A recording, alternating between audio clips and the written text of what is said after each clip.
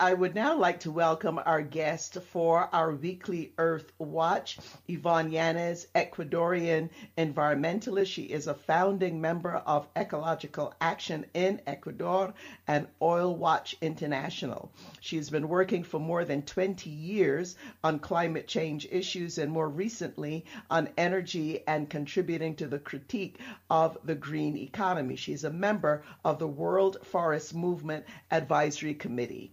Yvonne Yanez, welcome. Good morning. How are you? Okay, very well, thank you. Now, let us start with this. Tell us what happened on September 21st, because that was the 17th annual International Day of Struggle Against Monoculture Tree Plantations.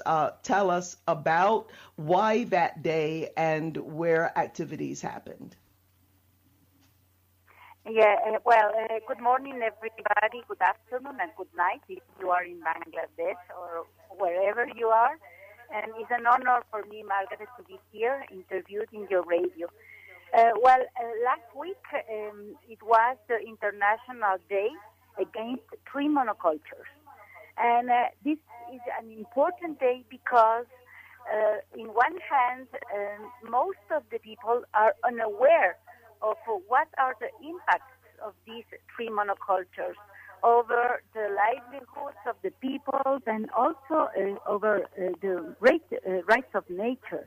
And in the second hand, because of many of the people think that to planting trees is always positive without knowing all of these negative impacts.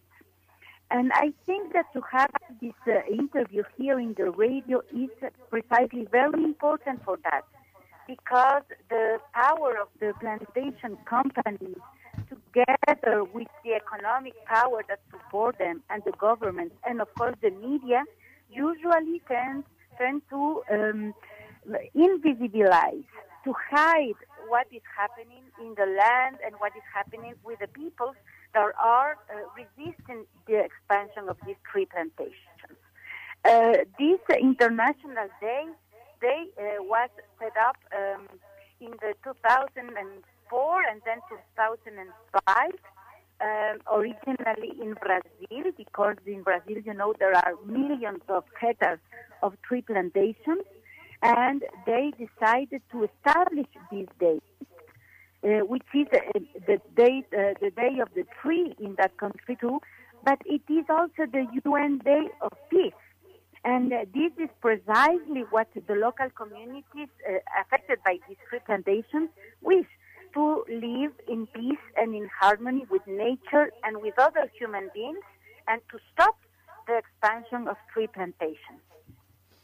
Right, and you're on the advisory board of the World Forest Movement, and they point out that large-scale plantation model that it is rooted in the oppressive systems of colonialism, capitalism, patriarchy, and racism, and also stealing land and livelihoods, sexual assault, harassment, and a whole set of things that are connected with it. Just tell us a bit about that. Tell us a bit about what the World Forest Movement is and why the statement that these large-scale plantations are rooted in these oppressive systems. Yvonne Yanez. Yes, thank you. Well, the World Forest Movement is an international network that works supporting the local struggles against tree plantations, and also supporting the local people to be heard and to be listened by other people in the world about the impact of these tree plantations. And I would like to mention probably two examples of how these tree plantations are part of this neo-colonial system. For example, many of the millions of hectares are being used in the south for the tree plantations are used only to feed the wasteful consumption of goods in the north.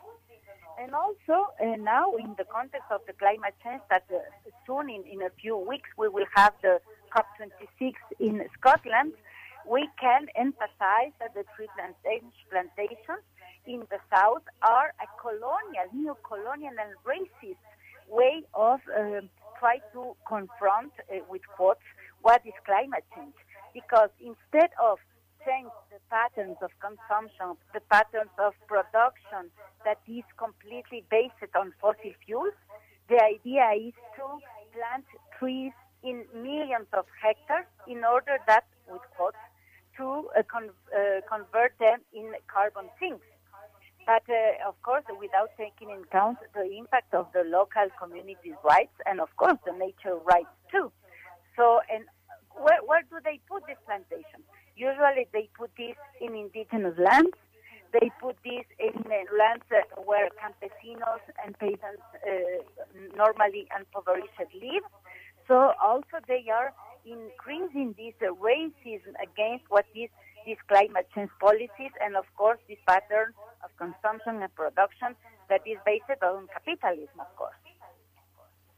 Yeah, and also our guest Yvonne Yanez, Ecuadorian environmentalist here, of the connection with your critique of the green economy, because a lot of these monoculture tree plantations, by the way, I think monoculture generally is not great for the environment, including tree plantations, but other monocultures as well. But specifically in relation to the tree plantations, I mean, there are used for the production of timber, of rubber, biomass, palm oil, and some of these products people see as helping with a green solution. Recently, we played part one of a webinar that was recently held, the Global Justice Ecology Project, Indigenous Environmental Network, and other organizations were part of it, Hoodwink in the Hot House, talking about false solutions. So make the connection then with the tree plantations and the reason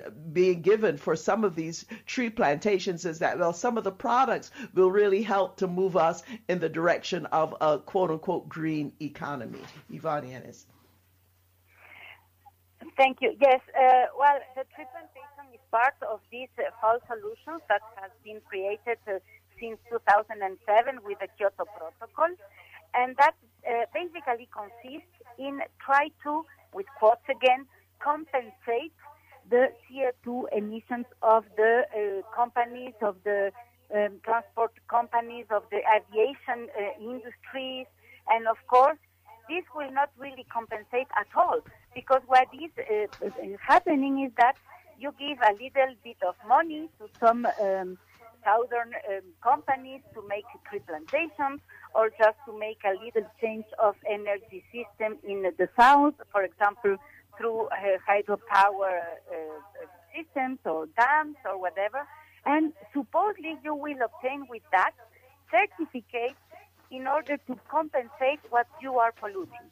But in terms of calculation, this is not a reduction of emissions at all, because you will continue emitting. But at the same time, you are causing a lot of problems in the south or in the places where these type of projects are being implemented. Another false solution has to do, of course, with what we call the red flag. That means reductions of deforestation, avoided deforestation. That means that the same system, the same mechanism. You give a little bit of money to some indigenous communities that will maintain the forest to protect it, and you will obtain certificates or permits to pollute in the place that you are having your industries, or in the place that you are polluting, for example, through the aviation industry, or through other corporations that are based on fossil fuels. So all of these false solutions have been denounced by the Indigenous Environmental Network, and of course by other organizations in the U.S., in California, and in other parts of the United States, but also all over the world, because it's neo-colonial, it's racist, and also is not, of course, confronting, neither addressing climate change itself. What is provoking is that the capitalist system that is based on fossil fuels is being perpetuated.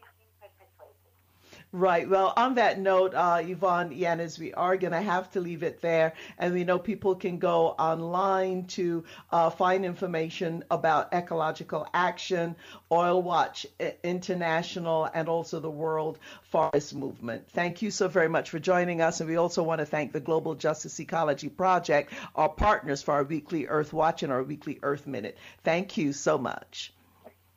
Thank you very much, All right. Margaret. Goodbye.